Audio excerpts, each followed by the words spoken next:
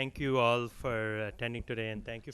My challenge here today was to talk a little bit about what we as oncologists face every day in the clinic and the obstacles and the barriers to improving outcomes in clinical care and solid tumors in general.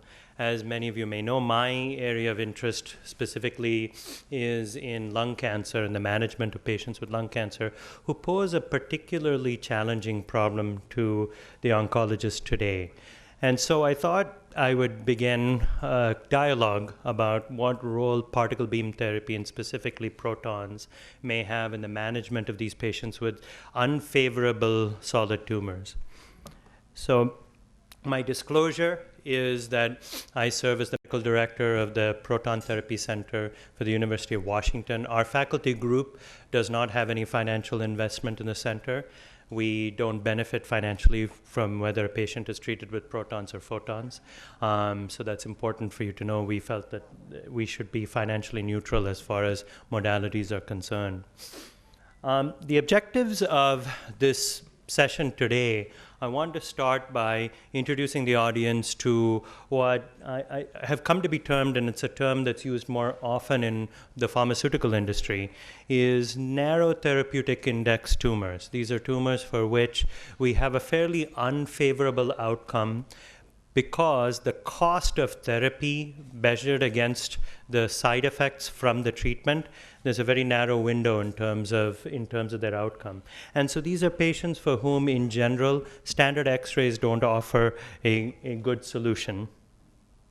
And then furthermore, discuss a little bit about the potential role of proton beam radiation for favorable alteration of this index to start to improve outcomes for patients with these unfavorable tumors. So let's start at the beginning, which is what we as oncologists face day in and day out when we have a patient who comes before us in the clinic.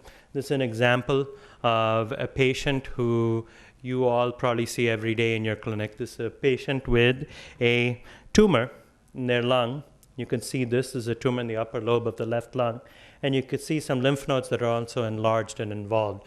And so what this means is this tumor is no longer just located within the lung. It started to spread, and it started to move into the regional lymphatics. And this is a very difficult type of tumor for us to cure.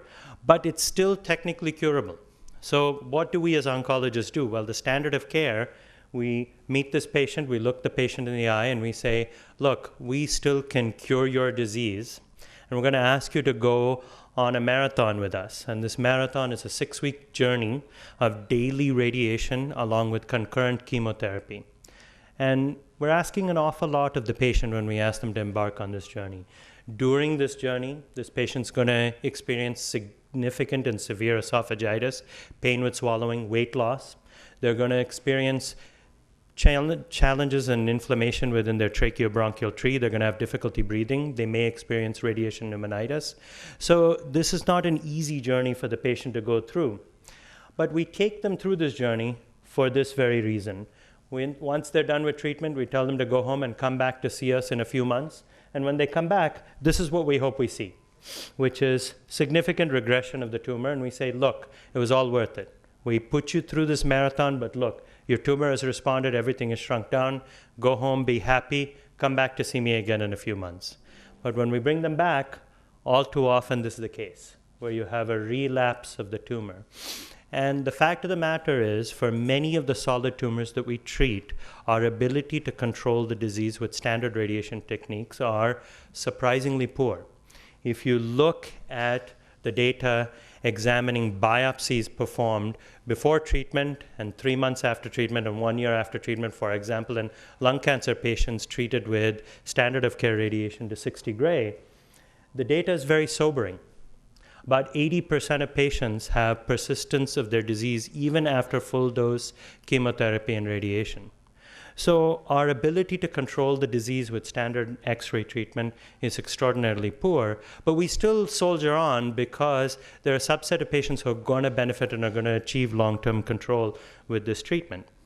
So one of the questions I oftentimes get asked is, when you look at these aggressive solid tumors like lung cancer, the problem isn't controlling the tumor that you see in front of you.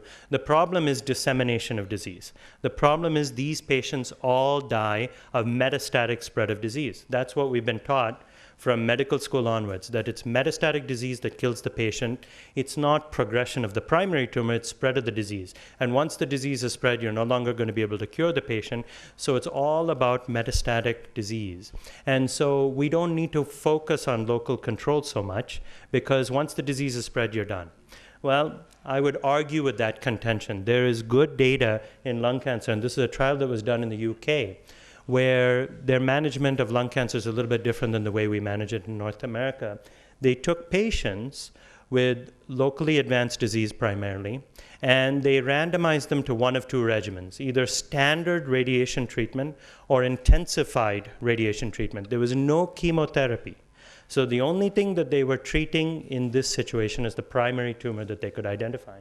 And what they saw with the more intensified higher dose regimen, not surprisingly, was that a higher percentage of patients achieved control of their disease. That makes sense. If you give more radiation, you should kill more cancer cells, you should control more of the disease. But what they also saw was this improvement in control led to a durable improvement in overall survival. So this is level 1 evidence that shows that improving local control in some of these aggressive solid tumors, even lung cancer, can translate into an improvement in overall survival. So it's not just about distant failure. Controlling the primary tumor is very important. So how can we try to control the primary tumor? And this is further data that kind of supports that notion. If you look at the cause of death of patients with lung cancer, fully 2/3 of those patients die from some component of local progression of their disease. So oftentimes we're told, you don't have to worry about local control, it's all about distant failure. That's not true. Local control is very important. So what radiation oncologists, what surgeons do in terms of controlling the primary tumor does translate into survival. So what can we as radiation oncologists do to try to improve control of the tumor? Many of you are going to be somewhat familiar with this concept, but some of you aren't, so I'll walk you through this. The concept is fairly simple. That is, when you give more radiation, you're going to kill more cancer cells, and therefore you do a better job of controlling the tumor. The problem is the relationship between the dose of radiation that you give and the number of cancer cells that you kill is not linear. It's sigmoidal. And so one of the questions you have to ask yourself, if I'm going to dial up the dose that I'm delivering to the tumor in a patient with cancer, is where is this patient's tumor on this survival curve? If it's in the shallow end of the curve, even if I dial up the dose of radiation, it's not going to translate into a meaningful increase in cell kill. Whereas if it's in the sharp part of the curve, then a small increment in dose can translate into a significant improvement in control of the tumor. So you got to ask yourself that up front, because I would argue that a patient who resides here, just dialing up the dose is not going to have much of an impact, whereas here, it can have a potentially substantial impact. The next question that we all have to wrestle with is not just the black curve. We always focus on trying to control the tumor, focus on trying to kill more cancer cells, but what really determines outcomes in our patients is not just the number of cancer cells that we kill, but the number of normal tissue cells that we harm along the way. And that's shown in the red curve here. So with an increased dose of radiation, you're going to increase the amount of side effects. And when you increase the side effects, that's greater adverse events. And some of the patients are going to succumb to these increased side effects. And so what determines overall survival and long-term outcome in cancer is not simply the number of cancer cells that you kill, but the differential ratio between the tumor that you control and the side effects you cause. And unless, when you intensify the treatment, unless you widen this ratio, you're not going to improve outcome. That's a critical point. And so what is the challenge that we face as oncologists when we're confronting a tumor that's so aggressive like a lung cancer? What we realize is many of the solid tumors that we treat, pancreatic cancer, prostate cancer, lung cancer, are relatively radio-resistant. And furthermore, oftentimes, the surrounding critical organs, the heart, the lung, are exquisitely sensitive to the radiation treatment that we're delivering. So again, that's important for that red curve that I just brought up. And sometimes, what's really unfair in the case of a lung cancer patient, independent of their cancer diagnosis, their lung doesn't function all that well to begin with. So we're dealing with treating a very aggressive tumor that's embedded within a vital organ that isn't functioning so well to begin with. And this vital organ is exquisitely sensitive to injury from the treatment that we're delivering. So we're facing a very, very difficult problem. So these are the lungs of the patients that we get to treat in the clinic with lung cancer. They're not marathon runners. Oftentimes still, no matter how much we work on smoking cessation, 85% of lung cancers today are still diagnosed in patients who are active smokers or have a significant history of smoking. So they all come with debilitated lungs in the first place. And it's just not just true in lung cancer, it's true in hepatocellular carcinoma, where cirrhosis of the liver is a big problem in association with the tumor. So this is a common challenge that we're stuck with. So despite all those challenges, try we must. And so this is data hot off the press. It was actually just published a couple of months ago, where they examined increasing the dose of radiation. As I told you, the standard dose of radiation for lung cancer, 6 weeks of radiation, only controls the disease about 25–30% of the time. So we had to try something. So we dialed up the dose, and we did this randomized trial comparing higher dose radiation, not a huge increase in dose, just moving from 6 weeks to 7.5 weeks of daily radiation. So 1.5 week increment in dose. And we compared treating patients with concurrent chemotherapy with 7.5 weeks of radiation versus 6 weeks of radiation. And here are the results. And everybody got excited for a moment until they realized that the upper curve is the lower dose arm, and the lower curve is the higher dose arm. So what does this mean? What this means is by giving more dose, we actually harmed more patients than we helped. So you do better with 6 weeks of radiation than with 7.5 weeks of radiation. That means we have created such a burden for the patient from the side effects of the treatment that we're delivering. We're no longer improving outcomes. We can't just simply give more of the same. So where do we go from here? We've tried this. We're learning this lesson again and again in solid tumors.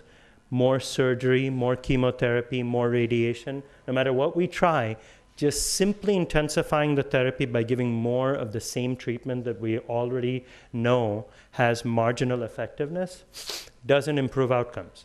And there's level 1 data to show this. These are all trials that have looked at more radiation, more surgery, more chemotherapy, either giving more chemotherapy up front or more chemotherapy after the patient has finished chemoradiation. No matter what we've tried, what has happened is we've ended up with a negative outcome. We haven't improved survival. So what that means is simple treatment intensification with the standard treatment modalities that we have available to us in the clinic is not going to work. So where do we go from here? One of the ways forward is to look at what we have learned from these studies. And one of the things that we learned from this trial in lung cancer is that, first of all, as I mentioned to you, giving high dose didn't improve outcomes. It actually harmed more people than it helped. But the other thing we learned, not surprisingly, is that if we looked at what were the strongest predictors for death, for mortality in the patients who were enrolled on these trials, the strongest predictor was number 1, side effects. The highest grade of esophagitis, for example, that patients experienced on the study was a strong predictor for poor survival. Not surprising, right? That means for those patients, they were very high up on the red curve because they were experiencing significant side effects from therapy. And so their outcome was significantly compromised by the additional radiation dose. Same thing is reduplicated. More dose to critical structures. The heart was a significant predictor of mortality with any additional radiation dose exposure to the heart. And this was surprising because oftentimes in lung cancer, we say we would be so lucky for our patients to live long enough to die of a cardiac complication because the outcome is so poor in our lung cancer patients, we don't expect them to survive 5–10 years down the line. Well, this flies in the face of that notion. It tells us that with any additional radiation exposure to the heart, the patients had a much higher mortality. So again, what this tells us is radiation exposure can cause harm, and this harm can not only cause side effects, but these side effects can deteriorate survival. And that's a really important notion to bear in. And it's not just true in lung cancer. This is data from breast cancer, a disease that's at the opposite end of the spectrum from lung cancer. It's a disease with 15–20-year long-term excellent prognosis, right? So this is data examining in the UK registry of women who underwent radiation treatment for their breast cancer. And what it shows is that with just even modest doses of radiation to the heart, 2 gray, that's minuscule amount of radiation, we're seeing a significant increase in major coronary events, not today or tomorrow, but 5, 10 years down the line. And we used to think with the heart that there was a certain dose that you could give safely. So there was a threshold. So as long as you stayed below that threshold, you were fine. You weren't going to increase the number of cardiac events. This data shows that that notion is wrong. Any dose exposure to the heart translates into an increased risk of coronary events. So again, we're relearning the lesson that exposure of normal tissue to our therapies causes a detriment in outcome and causes harm. So if you look, why are we here to talk about proton beam radiation? The reason we're here to talk about proton beam radiation, the reason why oncologists have an interest in proton beam radiation is this. If you consider the black and the red curve, protons have the ability to potentially push this red curve to the right. That's really all we're talking about. It has the ability to push the red curve to the right. And the reason for this is as follows. If you think about a tumor that's sitting embedded within a patient, in an ideal world, if I'm going to treat this tumor with radiation, what do I want to do? I want to deliver 100% of my radiation dose here to the tumor, and I don't want there to be any radiation dose in front of the tumor, any radiation dose behind the tumor. I want all the dose to be focused here. In reality, what happens when I aim an X-ray beam at the patient? This is what happens. If you imagine this is the surface of the patient right at the skin, and you look at how the X-ray beam deposits dose as it penetrates from the surface of the patient and goes towards the tumor, we're far from ideal. We want all the dose to be located here, but what we're seeing is most of the dose is deposited up here, closer to the skin. Additionally, we don't want there to be any dose being deposited beyond the tumor, but unfortunately, as everybody who's had an X-ray knows, X-rays go in one side and out the other. So because of that, you have exposure of tissues in front of the tumor to radiation and exposure of tissues behind the tumor to radiation. So this is all excess exposure, and this doesn't provide any meaningful benefit at all to the patient. It only provides harm. So again, in an ideal world, we want all the dose to be focused in on the tumor. So why are we interested in protons? Protons have a distinct physical property in the way that they interact with tissue. So when they enter a patient, if I aim a proton beam at the tumor, what happens, because protons are particles, they have mass, unlike X-rays, which pass right through. Protons stop where you want them to stop. So I can modulate a proton beam such that it stops at the back edge of the tumor and doesn't penetrate any further. So therefore, all these tissues here that would have been exposed to radiation if I was aiming an X-ray beam at the tumor are completely removed from any exposure to radiation if I'm utilizing a properly calibrated proton beam. Additionally, there's one other very nice property of protons. Unlike X-rays, where the maximum dose is deposited just beneath the skin surface, protons' maximum dose is deposited just before they stop. So therefore, when protons penetrate into the patient, they don't do as much damage on their way to the tumor. So these are two very important ways in which protons confer a physical benefit in terms of dose deposition if we're trying to sterilize a tumor. So what this translates into is this difference. All these areas here would get excess exposure to radiation if we're using X-rays compared to protons. Doesn't mean the protons are a free lunch. You still have radiation that's being deposited as the proton beam traverses to the tumor, but there's no dose exposure beyond the tumor, and this is a very important concept. So this is just showing that same concept again pictorially. X-rays go in one side and they penetrate through and they go out the other, whereas protons, when they come in, they stop right here. They stop where we want them to stop. And then we have beam shaping technologies such that you can shape the beam of protons so it conforms to the shape of the tumor.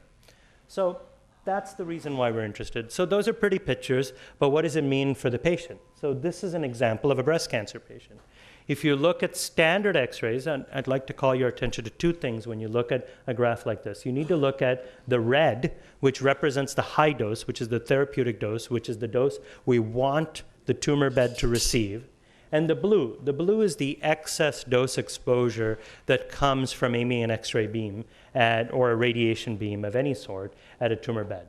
So in this case, we have an area that's a bit hard to see, but there's an area right here that is the at-risk region in this patient with left-sided breast cancer that needs to be radiated. If we use old conventional standard X-rays, what we get is a fair amount of radiation that's being deposited outside the tumor bed.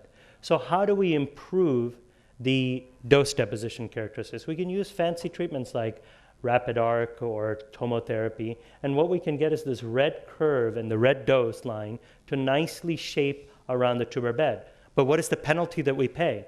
The blue expands significantly, right? So although our high dose region conforms beautifully to the tumor bed, we paid a penalty with an expansion of the low dose region. So protons kind of allows you to sort of have your cake and eat it too. You're able to conform the high dose region around the tumor bed, and you're also able to minimally restrict the low dose region. And this is the reason why people are interested in protons. So this is another patient. This is a pediatric patient, and many would argue that in pediatric malignancies, protons are an appropriate standard of care. In fact, in some circles, people would say they are the standard of care for patients, and this is the reason. Pediatric patients have tissues that are exquisitely sensitive to radiation. Any radiation exposure to the tissues of a child can lead to secondary cancers further on down the line. So we want to minimize that exposure as much as possible. And so you can look at this, a patient that we treated at our center, where you have the very best of an X-ray plan with IMRT. There are no camera tricks here. This is the proton plan, and it's pretty obvious which plan you would think would be superior in that you're able to significantly reduce that low dose bath. And reduction of this low dose bath for a child is going to translate into benefits further on down the line. One of the things that I get asked often is, okay, fine. If you say protons are better, where's the data? Show me data. Well, one of the things you have to bear in mind is if you compare this patient to this patient, okay, if I treat a child with this technique versus this technique, the red region, okay, which is the high dose region, that's responsible for early side effects, okay? And if you look at early side effects after protons, the red region is the same because the red region is being deposited in the area that we want to treat. That's the high dose path. So acute side effects, early side effects with proton beam radiation, whether I use protons, I like to tell my patients, whether I use protons or X-rays or magic beams, it doesn't matter. The early side effects are going to be the same because the high dose region, which is where the tumor is going to receive a very high dose of treatment. And there's no way around that if I want to get rid of the tumor. Where the difference lies is in this low dose region. But side effects from the low dose exposure to radiation takes years to manifest. So you have to follow these patients for decades. And this is comparative data from the Harvard group looking at patients with retinoblastoma who are treated with either X-rays or with protons. And these are matched patients. And what they saw, not surprisingly, if you look at the incidence of second cancers in these patients, patients who were treated with X-rays had a much higher risk of second cancers than patients who were treated with protons. In fact, none of the patients who were treated with protons ultimately manifested with second cancers within the field of radiation. But one of the things that's a bit harder to see, especially if you're in the back of the room, these curves don't start to separate until year 8.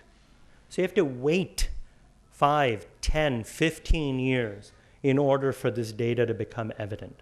And so part of the reason that we don't have data, clinical data with proton beam radiation that demonstrates superiority to X-rays is that protons are relatively new technology, and we haven't had a long enough time with this technology to start gathering this data, and that's very important to bear in mind. So this is more data from the MD Anderson group looking at patients with lung cancer who were treated with protons, and what they saw was they were able to deliver. Remember that trial I showed you, 6 weeks versus 7.5 weeks of radiation? They delivered 7.5 weeks of daily radiation with protons, and what they found was the median survival was almost 30 months.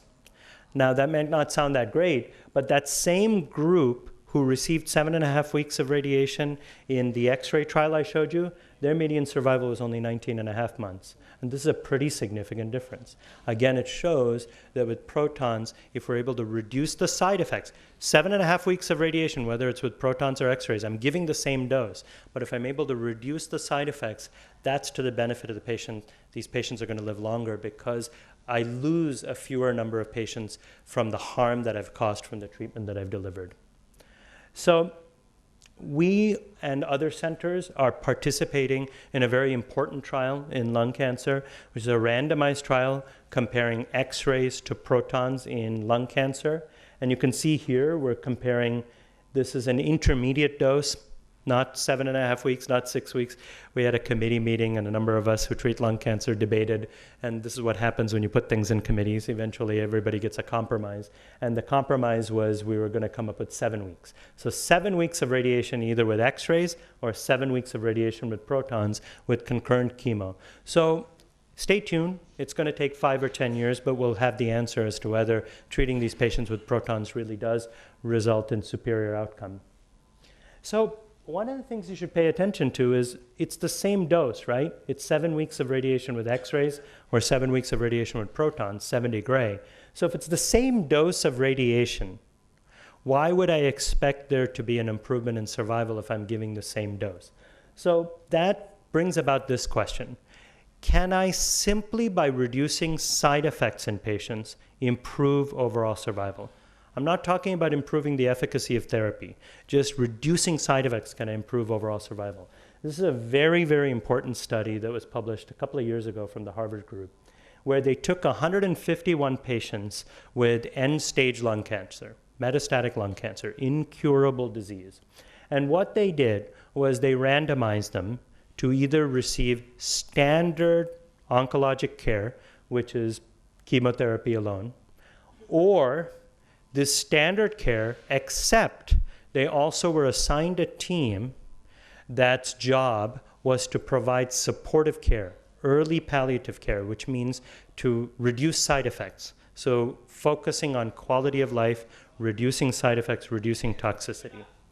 And what they did and what they found, not surprisingly, is the patients who got this early supportive care intervention, they had a much better quality of life. And you can see that here. The quality of life was far better, and these are based on very validated questionnaires, detailed questionnaires that these patients filled out. And the patients who got the supportive care team helping them felt better, they were able to do more, they felt less pain, they felt fewer side effects, they felt great. That's not surprising. But what was profound was this. Look at their survival.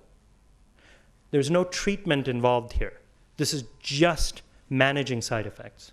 If you're more aggressive about managing side effects and reducing side effects, again, shifting that red curve to the right, you're able to improve survival. There was no therapy in this study. This is for end-stage patients. So it's a very, very important study, and that's why it was published in the New England Journal of Medicine a couple of years ago. And we have to shift our thinking a little bit because sometimes we're a little bit cavalier about the side effects that we cause in our patients. These are real, and they have a huge impact on outcome.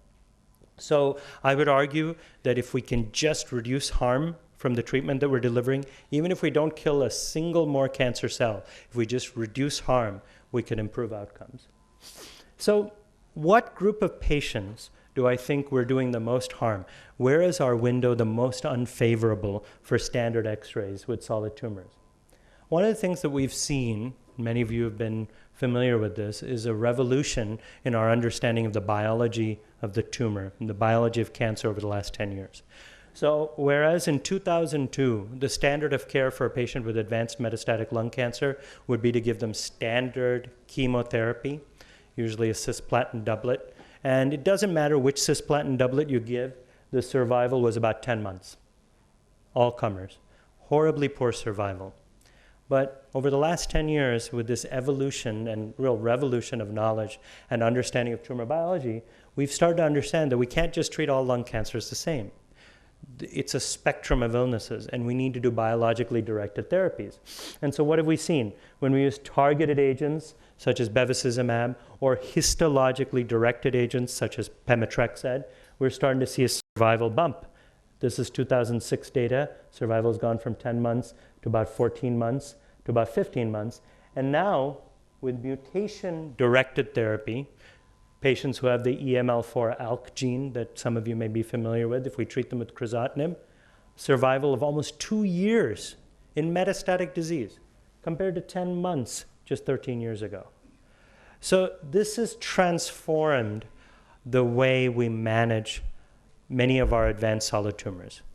We are doing biologically directed therapies.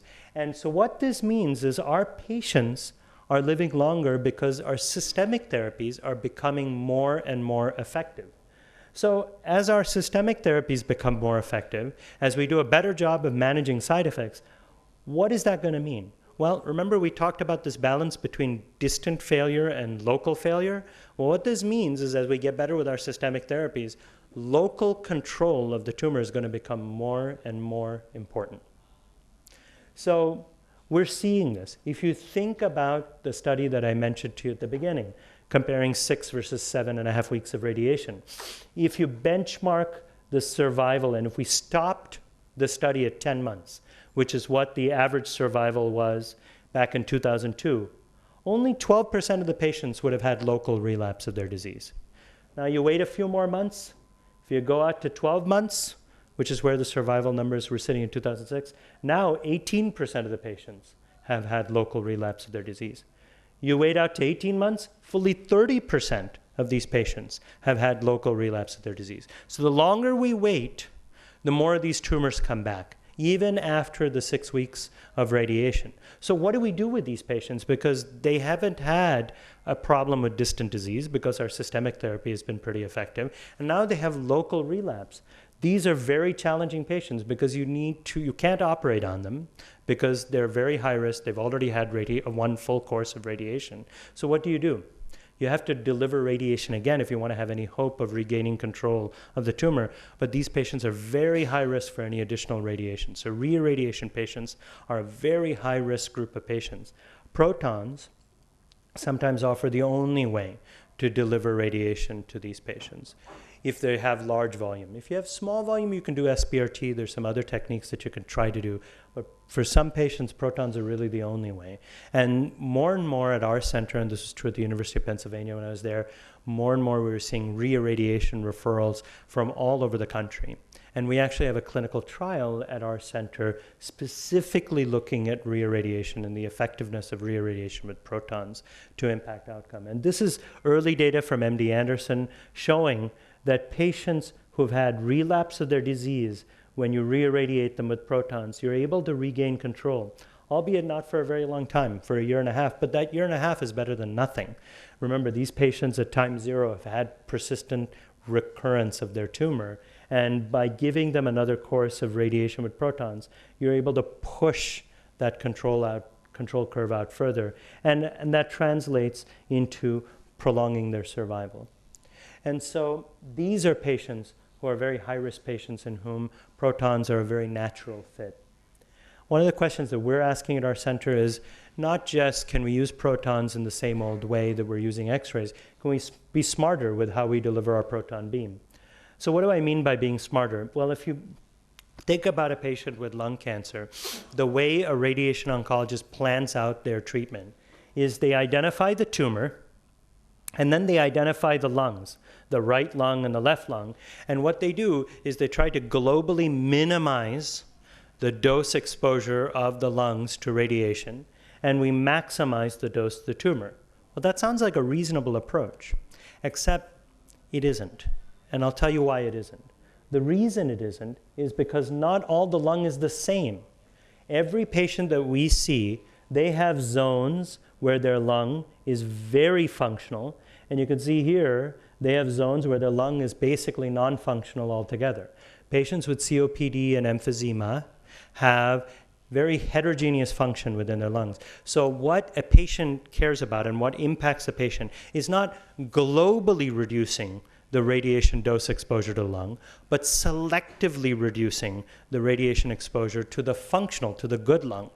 And so that's not embedded within standard algorithms. And this is something that many groups are working on, including ours. And it turns out part of the reason why just having the information of identifying what areas of the lung is the good lung, where's the bad lung, is not enough. You have to have a radiation treatment delivery approach that can make use of that information. You need high-resolution therapy so that you can shape a dose distribution around the good lung and allow it to selectively go through the bad lung.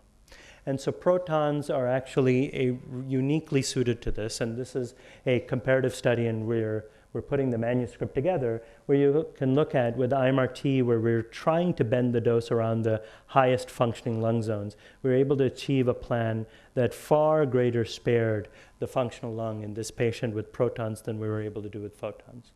So it's very important to do functionally informed treatment planning, and this is the structure of the trial. I'm happy to discuss it further with the audience, but this is the structure of the trial that we have ongoing at our center. So what are the limitations? There are a number of challenges when it comes to using proton beam radiation, one of which is this. If you imagine a patient that comes to you, in an ideal world, this is what you want to see happen, right?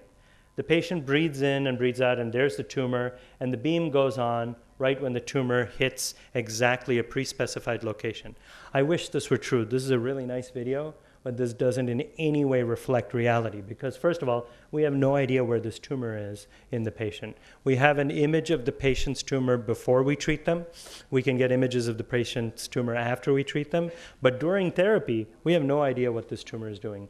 We can do things like implant markers and try to follow those markers and hope that those markers stay in the same position relative to the tumor, but we don't have any meaningful way of visualizing the tumor.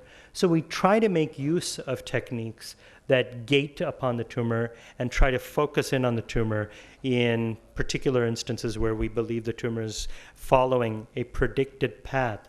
But protons really struggle when it comes to a mobile tumor. Why is that? Well, with X-rays, because they're passing in one side and out the other, they're relatively insensitive to tumor motion. Whereas protons, since I need to know exactly where the back edge of that tumor is, if it moves on me, now all of a sudden I need a different proton beam. And so you can see that effect here. If we had a stationary tumor, you get a nice flat dose profile with 100% of the dose being delivered at the edge of the tumor. If the tumor moves, all of a sudden you get a very suboptimal dose profile. To address this, our physics group and others have been working on an approach to rapidly scan the tumor and keep painting the dose again and again with redundancy. And by doing that, you can recapture that ideal dose deposition, and you can see that here. And this is an example of not in a patient, but this is with a phantom experiment where we had a tumor that was moving just 1.5 centimeters up and down. And you could see how it created a huge perturbation in the dose because the protons were not able to co-locate with the edge of the tumor. Whereas when we use this repainting approach, we're able to recapture and deliver a nice firm dose to the tumor and protect the surrounding areas. And so where do we go from here? So first of all, we have some limitations, as I mentioned. Mobile tumors are a challenge. Our group and others are working on it. But even if we and when we solve that, what's the next frontier with respect to protons? Well, one of the answers may come from this. As I mentioned to you at the beginning of the talk, with X-rays, if you have an X-ray beam coming into the patient and penetrating through, X-rays, the maximum dose point is up here. And so intuitively you understand, if this is the tumor here, and this is the maximum dose point, this tissue is getting far more radiation exposure, and you're going to see more effects within this tissue than here. With protons, that gets inverted. With a proton beam, the maximum dose point sits right at the edge of the tumor, and that's great. But one of the things that you can see, what we do when we treat a tumor, we deliver a proton beam to the full thickness of the tumor instantly. So the reason we do that is the tumor is, let's say, 2 centimeters thick. We want to treat the full tumor immediately. And so we modify our proton beam so that it treats that full thickness. The price we pay when we make that modification is, you can see here, the dose as it enters into the patient has now gone up. So there's a higher entrance dose here. So that means more side effects and there's more exposure within the tissue. So that's a problem because now we're starting to narrow our therapeutic index. So what can we do? Well, with pencil beams, with a form of proton delivery called pencil beam scanning, we can use individual pristine proton beams without modification. And what that allows us to do is put the maximum dose point right at the edge of the tumor. And then we can paint layer by layer by layer by layer. And one of the things we know is at this peak, the effectiveness of the proton beam to kill cancer cells is actually much higher than that of X-rays. So that data is shown here. So if you look at 1, which is the ratio of how effective the proton beam is relative to the X-ray beam in terms of killing cancer cells, as a proton beam penetrates into the patient, there's no difference between X-rays and protons. But as you get further in, just before it stops, proton becomes far more lethal in terms of its ability to damage tumor tissue. So now that's great, because what we want is this lethality of the proton beam to reside right at the tumor's edge, right? And so you can see when you do studies looking at tumors, and this is data from one of our lab investigators at the University of Washington, if you look at tumors that, without getting into the details of what alpha-beta ratios are, in general, if you look at alpha-beta, if you get a alpha-beta ratio that's lower, it means it's a tumor that's more resistant to radiation. An alpha-beta ratio that's higher is a tumor that's more sensitive to radiation. The more resistant the tumor is to radiation, the more lethal the proton beam is near the edge just before it stops. So this is great because, as I told you, the subset of patients in whom we think there's value in using protons is in the patients with the most unfavorable tumors. It turns out that protons penalize these tumors more and create more damage within these tumors more than X-rays. So this is just a happy coincidence. And so can we integrate that into our treatment planning? Right now, we haven't been integrating that information into our treatment planning.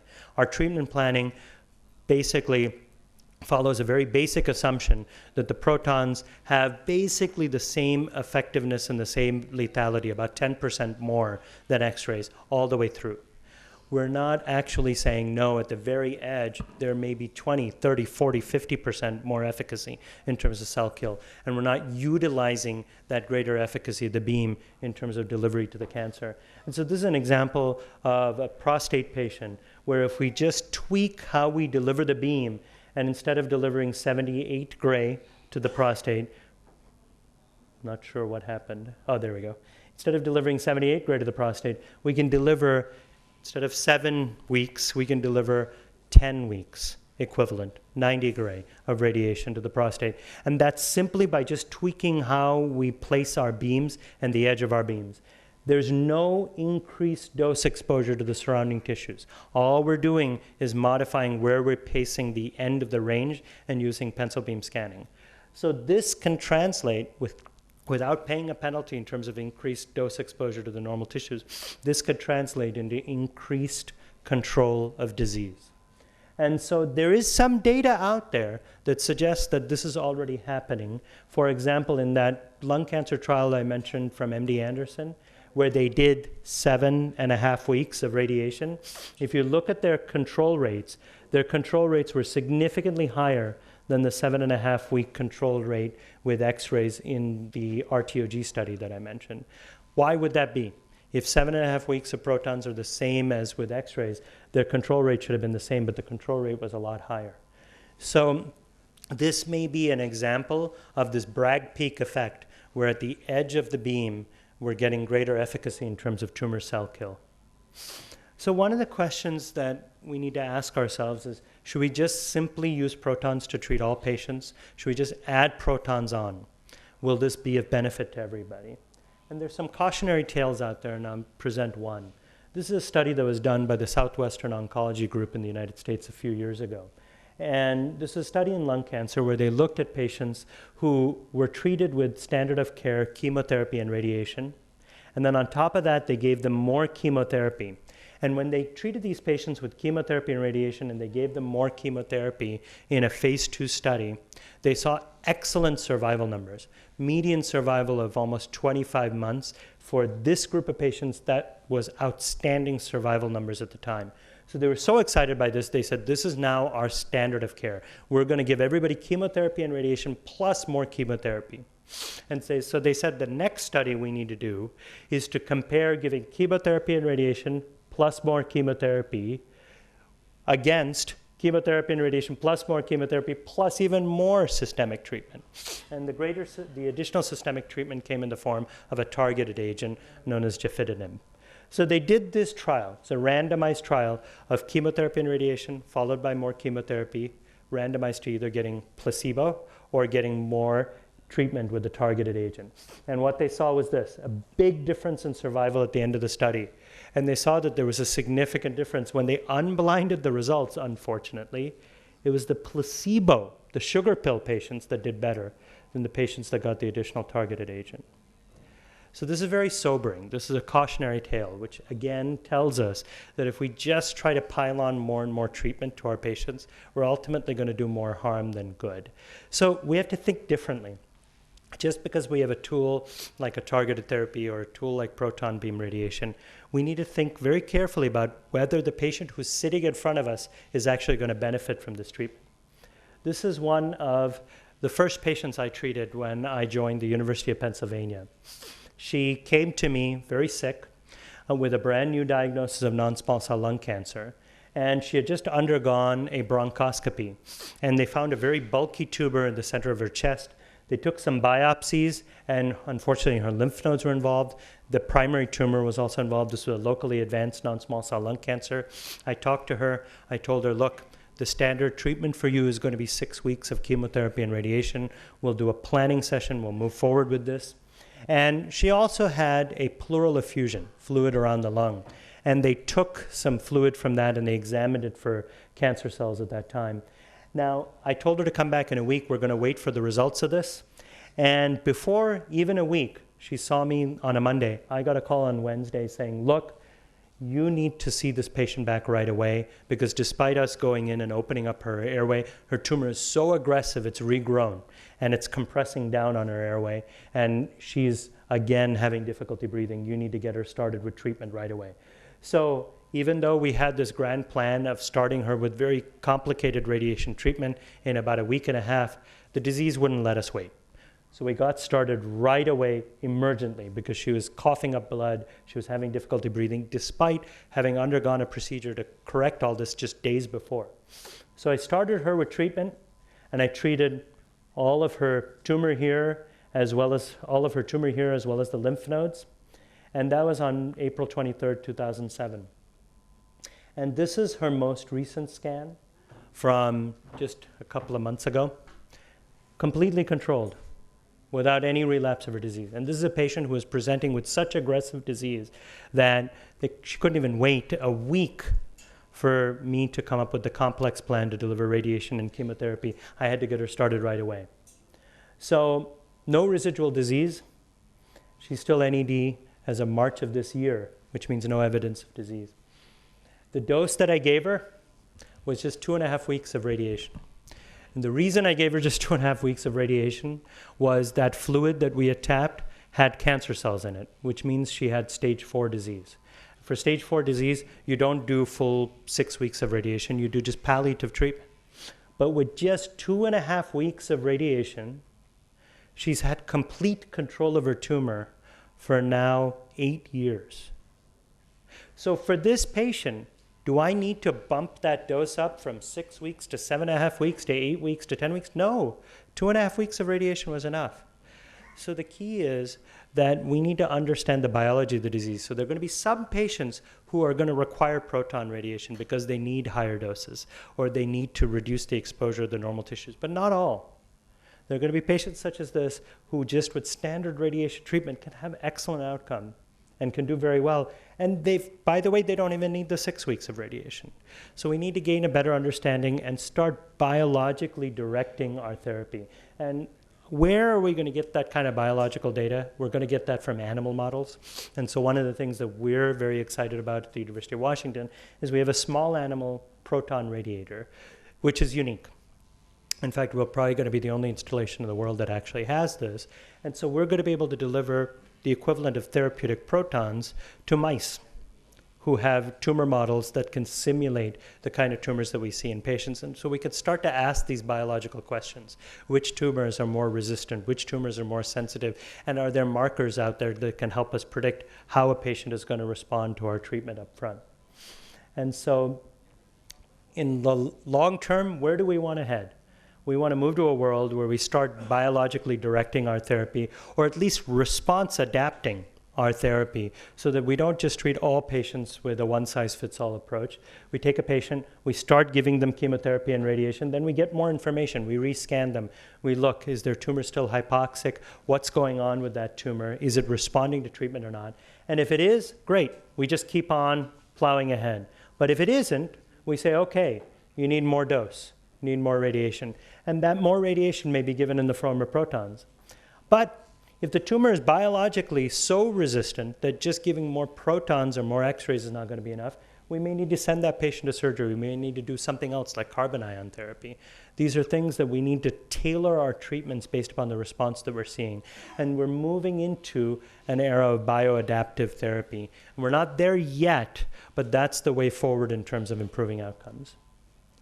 So in the last 2 minutes, I just wanted to quickly spend a few seconds, because I've been asked, I can't have a talk about proton beam radiation without briefly discussing cost. Oftentimes I get asked, you guys have a proton machine, it's so expensive. Why would you spend all this money? This is a map of all the operating proton centers in the US. But what's interesting is the operating centers are in white. Black represents all the centers that are planned to open within the next 1 or 2 years. So you could see there are more black dots on here than white dots. And what that tells you is in the US, we're having an explosion in the growth of proton centers. So our center is here, all by its lonesome, up in the Pacific Northwest. And so we really feel strongly that we need to be a regional center for this entire area and for the Pacific Rim and for Asia. So that's part of our mission, which is to help and establish global partnerships and regional partnerships, because our center is very much dependent upon bringing patients to us from not just within Seattle, but from the broader region nearby. And so costs. A lot of times people focus on the upfront cost. And so the upfront cost for protons is starting to come down, but depending on the type of center you build, it can range anywhere from $20 to $250 million. So that's expensive. And it's very resource intensive. You need 2 to 3 times the physics support and the dosimetry support to run a proton center. So it's not easy to run a proton center. You need more expertise than you do for standard X-rays. And as a result, it costs more. It costs anywhere from 25% to up to 2 times as much to treat with protons. And our cost that we charge to insurance carriers is about 1.5 times as much for standard IMRT when we're delivering protons. So one question that we should all ask is, what is the return on investment? Well, let me ask you this question. If you look at a patient, a pediatric patient who has a medulloblastoma, the standard of care is to treat their brain and their entire spinal axis. And this is a comparison between protons and X-rays. So one of the studies that the Harvard group did, which I think was a very nice study, is they asked the question, okay, fine, protons do cost more up front, but what is the cost of this? What is the cost of this excess radiation exposure to all these tissues up front? And they had 20-year data on patients that they could track the incidence of growth hormone deficiencies and early onset diabetes and congestive heart failure from the exposure of the heart to radiation dose. So they looked at this and they modeled this and they ran thousands of simulations to see where is the inflection point where protons become more cost efficient. Do they ever become more cost efficient than X-rays? And what they found, they were actually surprised, is that when you take into account just the cost of hormone replacement and deafness that occurs in these children when you treat them with X-rays, just managing these side effects, just these 7 side effects, and you compare that reduction with protons, it turns out that even when you take into account the upfront capital cost of building a proton center and everything, you get a far greater return on investment with treating that child with protons. That child that you treat with X-rays is going to cost far more during their lifetime in terms of healthcare dollars than the child who was treated with protons. Not to mention the quality of life is going to be far better, but the quality of life wasn't even taken into account in this. It's just looking at the cost of managing side effects. So we are very ignorant, oftentimes, of the cost, not only in terms of burden to our patients, but the actual cost in dollars from the side effects that are caused by the treatment. So I would submit that if we pick the right patients to treat with proton beam radiation, we're doing the responsible choice from the standpoint of cost. It's actually cost efficient. You're actually going to save money long term.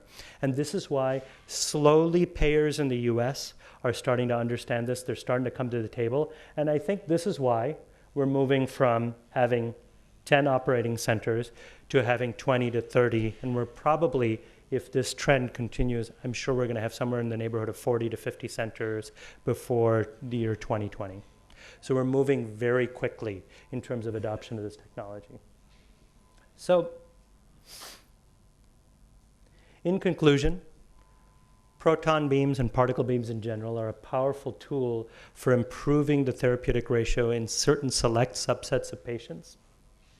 And the clinical data that we have to date suggests that we're able to deliver effective doses and effective treatment without increasing side effects, and actually most often by reducing side effects. And the patients are doing quite well with this treatment. And there are a number of prospective trials that are underway that are going to ask the question, are protons truly better? They're randomized trials looking at X-rays versus protons in breast, in lung, in head and neck cancer, as well as in prostate cancer that are underway right now in the US. So we'll get our answers. It's going to take some time over the next 5, 10, 15 years. But our hope, I think one of the challenges that we face in the US is we'll open a trial, but most of the trials that we open fail to accrue. We're not able to get enough patients onto the study. And there are a lot of reasons for this, and I'm not going to bore you with the details, but that's one of our greatest challenges. The majority of trials that we open, even if we're asking an important question, they fail because they never get enough patients to enroll on the study. And so by having strategic partnerships in areas of the world, such as in India, where you have large volumes of patients, and hopefully we can start to gain the trust of the government here so they can understand the value of clinical trials a little bit better and start, again, supporting clinical trials. If that happens, we now have a perfect marriage in that we can explore important questions in partnership that are meaningful in terms of improving outcomes, not only in our continent, but in the Indian subcontinent here. So that's the goal. So that, in closing, I just wanted to acknowledge the Apollo Hospital Group for inviting me out here to India to speak. I've had the benefit of wonderful hospitality from Dr. Reddy and Preeta Reddy, who's sitting here, and others, and John Chandy for organizing everything. I want to say I have deepest regard for what you're going through right now in terms of investing in the growth of a center. I've been a part of 2 proton centers that have built up in the last 7 years, one in the East Coast and now one in the West Coast. And it is a tremendous challenge. And, you know, there's this poem by Maya Angelou that says it takes a village to raise a child. It takes a huge village to build a proton center. You need a lot of help and you need a lot of partnerships. And we have benefited from partnerships both at the University of Pennsylvania and at the University of Washington. And we hope that we'll continue to benefit from partnerships with groups like yours as we go forward. So thank you very much. If you have any questions, I'm happy to answer. I really like my colleagues at work, but I think the timing couldn't have been worse than this. But, namaste and thank you all. It's kind of strange to have a non-doctor come and speak just after the most fantastic presentation ever. So that's what I meant when I said it. But I would just like to say from, the administrative staff of not only the Apollo Hospitals group, but people who are really committed to a responsibility about raising the bar of how healthcare is delivered in this country. And I think that's really why I stand in front of all of you, that it's just something which Dr. Reddy felt needed to be done. And as always, there were many skeptics. I know when we started Apollo Hospitals, everyone said that, this Dr. Reddy has such a good practice at HM. Why is he even attempting to do something like this? But what it did is that it actually raised the bar on the way healthcare is being delivered. And now there are many more players in our own country who are doing some fantastic work in the healthcare space. So I can just see history repeating itself in this, in this whole step which we're taking, because for us as a group, it's a huge step. It's a humongous investment, and it's something which has to really come from, within the system, and you go through the whole, modalities of trying to raise funds and finance, and we're doing it. And then there's always this question of what is the return on investment? We're being asked that so many times about the proton. And of course, we not being doctors, we come up with numbers and answers and try and justify ourselves. And then Dr. Rangan showed us that beautiful slide about the cost and how cost effective it is. Because how can you really put a cost to burning tissues up in a child's body? How can you put a cost to burning tissues up in 80-year-old's body? How can you put a cost to really outcomes in clinical healthcare, which are going to make such a big difference in people's lives? You can't put a cost to it. So I think, next time we have to face the banks and investors, I've learned a fantastic answer. So thank you, Doctor. I think, even we non-healthcare people actually learn from such meetings. So I really want to thank you for that. I want to thank all of you in the room today, because I know Dr. Bama is here with us. She's probably one of the first group who spent time with Dr. Reddy, and we used to take a room at the Park Sheraton Hotel. No, I think it was the Chola Hotel. Yeah, when we started, and every evening we would be making a presentation to doctors, to potential investors, just telling them what the Apollo dream was all about. And to me, again, it's like history repeating itself, because now we're trying to really talk to people about the relevance of newer technologies, newer therapies, and try to really come to terms with the fact that, healthcare is really growing in leaps and bounds in the way it's being delivered. And having said that, I think, then it is a responsibility for all of us to give patients the chance for better healthcare. Because when they come to each one of us, either we're doctors or we're administrators or we're part of the healthcare system, they come to us because they trust us. They come to us because they expect better outcomes. They come to us because they really want a fresh lease on life. And I think that's why we're all here today, to try and see how we can do something better. And while I say that, this whole initiative is very exciting, I look at it with some amount of trepidation, because I don't think, such a big investment is really going to give returns or even pay the banks. But I think the support it's going to get is going to be huge, and we will survive on the support and trust, and hope to God that we can just make that fantastic difference which we set out to be. So thank you all, and I'm so sorry I interrupted doctor's speech. Please come back, Ramesh, for questions and answers. Thank you so much. So one of the things, as you probably know, with the head and neck, each site presents its own challenge in terms of re-irradiation. So for example, re-irradiating the lung, we have to worry about the heart dose, we have to worry about the tracheal dose and the bronchus. Re-irradiating in the head and neck region, you have to worry about the carotid. So the carotid artery is exquisitely sensitive. And so we've looked, and we're starting to see data emerge from the early photon re-irradiation literature, that once you cross a certain dose threshold, these patients have an exponentially higher risk of the carotid artery blowing out and having a stroke. And so with protons, and not just protons, for head and neck cancer, brachytherapy oftentimes offers an ability to re-irradiate. It all depends on where the tumor is seated. So, and if it's a small volume recurrence, sometimes with SBRT, you can re-irradiate and still protect the carotid.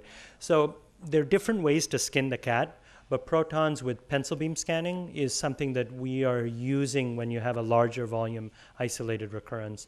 And we're able to scoop out the carotid artery and reduce the dose. And we haven't seen carotid strokes yet. And we've treated a few very high-risk patients already at our center, and they've been doing well.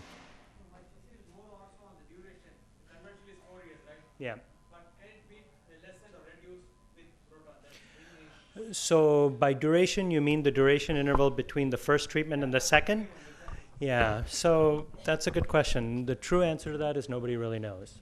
One can speculate that because with protons, see, it all depends, I think, there are two factors. One, the reason why we're not excited about re-irradiating when there's a short interval is because the normal tissues haven't had enough time to heal. So that's one reason. But the other reason is if a patient relapses very soon after they've had their primary treatment, that's a very unfavorable predictor of long-term outcome. That means that tumor is so aggressive, even if we try to recapture control with another round of radiation, that tumor is just going to come back or it's going to spread.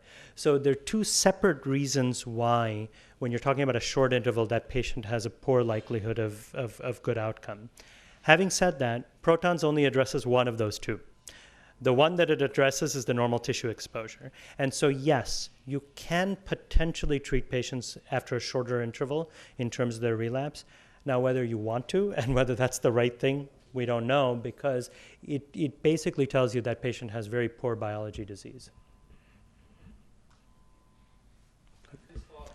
Yeah, so as you have very rightly brought up, pancreatic cancer is a recalcitrant tumor that we've had very difficult time developing solutions for.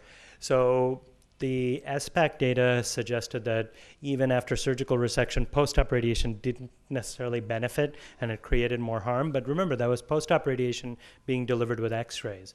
And so we are, along with others, looking at combining proton beam radiation in two settings. One is in the upfront definitive setting, so where a patient is not a candidate for surgical resection.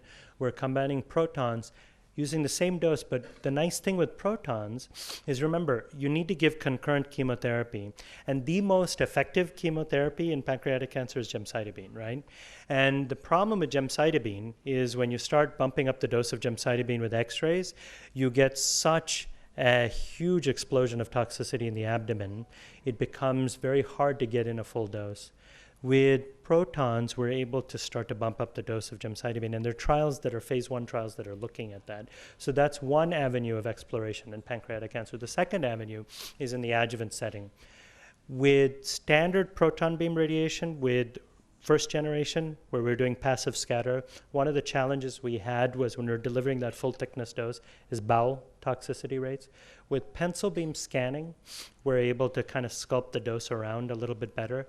So we're starting some planning studies, and we're going to be initiating a trial looking at this in pancreatic cancer. So, we'll find out. Is it fair to assume a single RBE for the entire range of protons when the LED, for example, for 230 MeV beam, varies from a 0.5 keV per micron at the surface to about 100 keV per micron at the Bragg peak or SOBP region. The other thing I would like to know is the IMPT delivered with the active scan proton beam and the range modulated passive scattered proton therapy. Treatment outcome wise, which is superior? Is it possible to have both facility in the same mission? Okay, so for those of you in the audience who aren't physicists and biologists, I'll just quickly reword the question. So the first question is, right now, as I mentioned, with protons, we are making an empiric assumption that protons have a slightly greater efficacy than X-rays, 10% more, an RBE of 1.1, a relative biological effectiveness of 1.1 relative to X-rays. And if I'm understanding you correctly, you're asking, is that a fair assumption given the fact that there's such a wide variance in terms of energy deposition with the proton beam from when it starts to enter tissue to just before it stops? And the answer to that is no. In fact, there were some slides that I was showing that says that if you look at the energy deposition at the tail end, under the Bragg peak, as you rightly pointed out, that RBE goes from 1.1 to up to almost 2. So it's far more lethal at that tail end. The thing is, we're not integrating that information into treatment planning right now, but there are a number of centers, including ours, which are starting to incorporate that into the dosing algorithms. And so when we do that, then for the same number of treatments, you're actually going to get a more effective therapy delivered to the tumor. And so we're starting to do that. It's still in the realm of modeling studies right now. We haven't integrated it into the full treatment planning, but that's definitely a future consideration, and it's important. The second question, which is IMPT, and IMPT is the equivalent of intensity modulated radiation for X-rays with protons. And the question is, with IMPT, is there any data that you can show superiority with IMPT compared to standard proton delivery? And are there centers where you can do both? So yes, our center, we can do both. And your center here, the Apollo Center, in fact, one of the discussions I had with John Chandy about this, and one of the reasons I advocated for the universal nozzle is so that you could do both. So absolutely, I think there's a need to do both. The reason is with IMPT, although you can get a more favorable dose deposition, it's more sensitive at this moment to tumor motion. So IMPT doesn't necessarily offer a benefit if the tumor is too mobile. And so standard passively scattered or uniform scanned beams are going to be more effective for those patients. And so I think, are there comparative studies? Right now in head and neck, we're starting to see that IMPT offers a superior dose solution than standard scan beams. And in fact, at our center, our head and neck group wouldn't even start using protons until we had pencil beam scanning and the ability to do IMPT, because that's where the real superiority was compared to IMRT. And so there are some comparative data out there, but there's no randomized comparisons. Can I? Firstly, I'd like to compliment you. It was a lovely lecture. Thank you. And I think it was a very balanced approach to what is obviously a very cutting edge and exciting field. I just wondered whether there had been any attempts to marry hypofractionated radiation or stereotactic SBRT with protons. And the other was just a thought as to whether, beyond the 60 gray in the lung trial, if one had escalated with protons, whether the outcome would still have been poor for the 70 gray patients. Both excellent questions. So hypofractionation is something that with protons, a number of centers are starting to do, including ours. One of the barriers, as you probably are aware, when you're doing very high doses in short intervals, you need exquisite high-resolution imaging. So you need image guidance on the machine. And so when you're doing SBRT, for example, to a lung tumor, you need cone beam CT, you need volumetric imaging, so you have precise localization of the tumor, because you only have 3 or 4 or 5 shots at the apple. And so you can't count on over 30 treatments for a little bit of uncertainty in where the tumor is located to wash out, right? And so in the world of protons, we still don't have the same kind of advanced image guidance. There's only one operational cone beam CT in any proton center today, right now, and that's at the University of Pennsylvania, and even that is in the very early stages and is going through some development. A number of centers are soon going to get cone beam CT, and I think that that's something that's probably in the pipeline here as well. And I think that's a necessary must if you're going to do hypofractionation. Having said that, I do hypofractionation routinely in lung tumors, except I don't do 3 to 5 fractions, I do 15. And there's excellent data from Canada where they did very low-tech radiation, where they delivered slightly hypofractionated radiation to patients with lung cancer with 15 treatments, and they had excellent outcomes, 87, 90% local control. And so I use that approach with protons because those studies weren't dependent on image guidance, and I'm fine with not having image guidance for that. So yeah, so that I think is an approach. So you definitely can hypofractionate with protons, and we're doing studies in lung and in prostate and other diseases, and protons are a perfect tool for hypofractionation. So that's something that I think is underway, and I think that we'll get there. Did you asked another question? I'm sorry. I just wondered whether using protons to escalate the dose to 70 gray in lung would have made a difference. So no, they didn't do that in that study. There wasn't a dose escalation with protons. The only escalated dose was with X-rays. But MD Anderson did a separate phase 2 trial where they delivered that same dose of radiation, the 7.5 weeks, just with protons. And they had much better survival than the patients who got 7.5 weeks with X-rays. So although it wasn't a simple add-on to the bigger study, this is comparative data that suggests that protons may offer a superior solution. That's why we're doing a randomized trial of protons versus X-rays for these patients. This is I have got a couple of questions. One is a general question, other one is a specific question. The general question is like this. In general, mostly the western part of the world was exploring the proton beam therapy treatment. In the eastern part, they were exploring both the proton as well as the carbon-based treatment.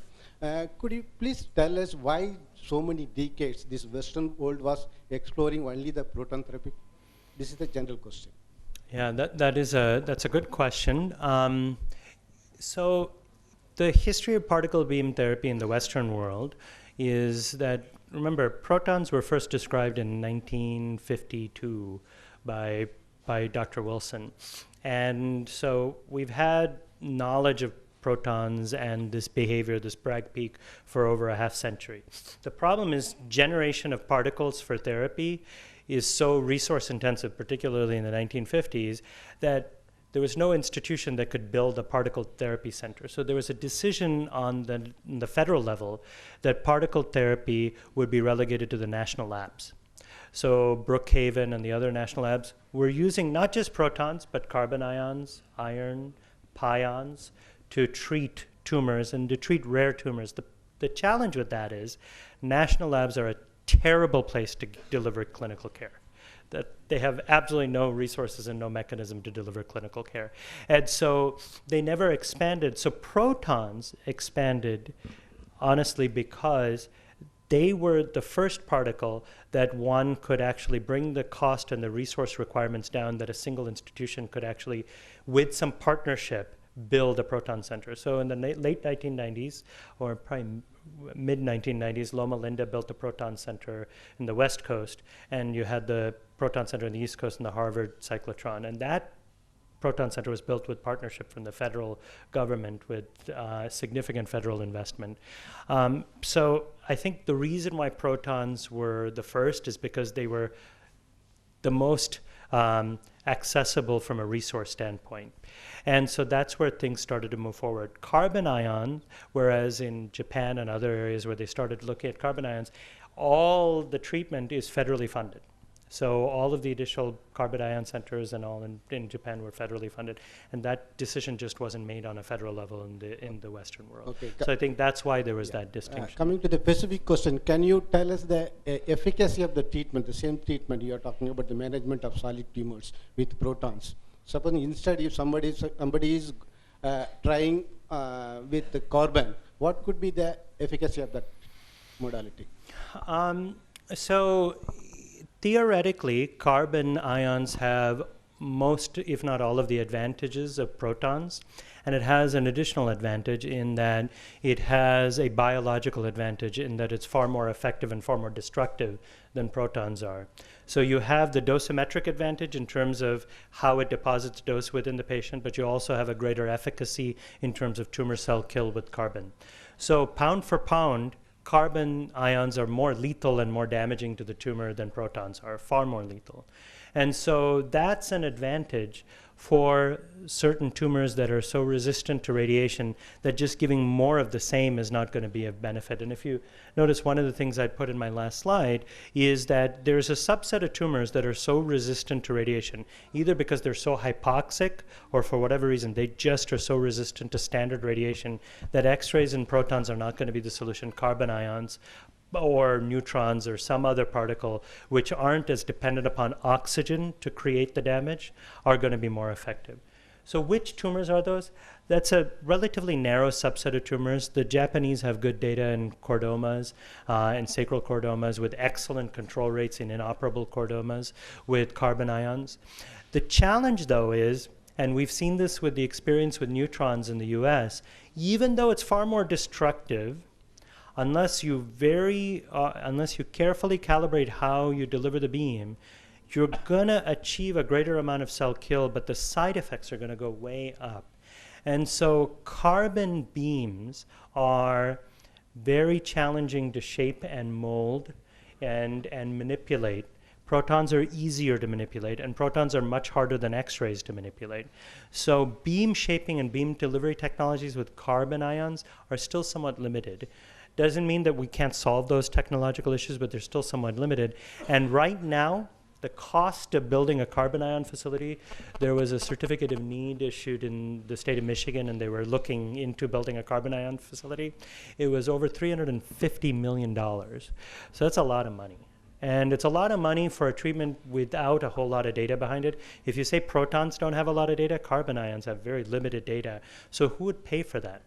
So that's the challenge. So I don't see, although there are a few centers that are talking about carbon ions, and I think there's an interest in it, and we have a guest here from the NCI sitting in the front row who can speak to this far more eloquently, but there has been a mandate from the level of the president that they want to explore particle beam therapy, particularly heavy ion therapy in the US.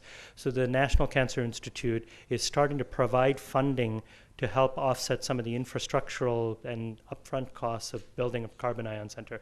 But building costs, all of that, somebody still has to bear that cost, and we don't have a mechanism yet. So we'll see. There are a couple of centers that are in planning stages, and we'll see if they come up. Doctor, just two questions.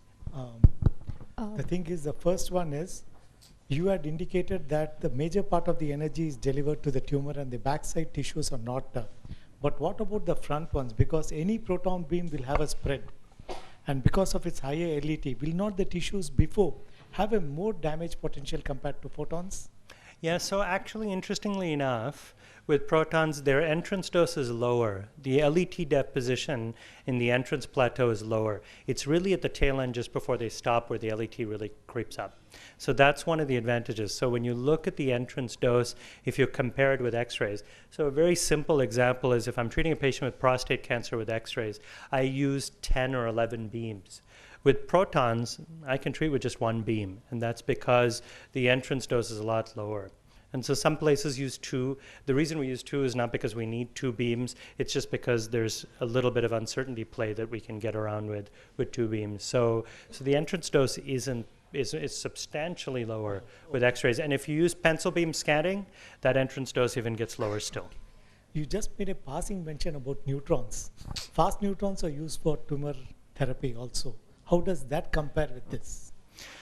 So neutrons are an interesting question. Right now, there's only one operating neutron facility in North America, and that's ours at the University of Washington. And so neutrons made their initial play in unresectable salivary gland tumors. That's where the data came because these are very hypoxic tumors. So in other words, therapies such as X-rays and protons, which are dependent upon oxygen as a mediator, the salivary gland tumors are not going to respond to because they're so hypoxic. And neutrons showed very good control. The challenge with neutrons is neutrons are just like X-rays. They go in one side and they come out the other. So they pass right through because they're charge neutral, right? And so because of that, even though they're far more damaging to the tumor, to locate that damage just within the tumor and prevent any additional collateral damage to the surrounding tissues is a huge challenge with therapeutic fast neutrons. There was, as a bit of an aside, there was an interest in using slower neutrons, thermal neutrons for therapy, so-called boron neutron capture therapy. The challenge with that is, in order to use boron neutron capture therapy, you need to deliver the borated compound to the tumor. And again, that's a challenge. You need to have access to the tumor, and you need to have the tumor retain the borated compound. So we haven't yet solved that problem. And so right now, BNCT, although people still talk about it, is a little bit on the sidelines. Thank you. Audience, we could just take another question, and then probably we could break for dinner. I had promised, sir, so I hand over the mic to you. It's a short question. Considering the total number of proton centers in United States, what will be the approximate proportion of children treated to those of adults on purely proton beams? Oh, wow, that's a good question. So it's a much, much, much higher percentage of children treated with protons because number one, the denominator is much smaller. Pediatric tumors are relatively rare. So if you look at pediatric solid tumors, their incidence is fairly small. You're talking about probably across the entire spectrum of solid tumors, pediatric solid tumors, less than 5,000 cases per year in the US, probably less than 2,000. So it's not a huge number of patients. And almost all of those patients are put onto a clinical trial, or they're sent to a regional center of excellence for pediatric cancer. And all of the pediatric tumor trials that are underway with solid tumors right now, all of the COG studies, all of them allow protons. So a very large percentage of these patients move to a proton center to get their therapy. So pediatric patients are they represent a disproportionate number of the patients who are treated in any proton center.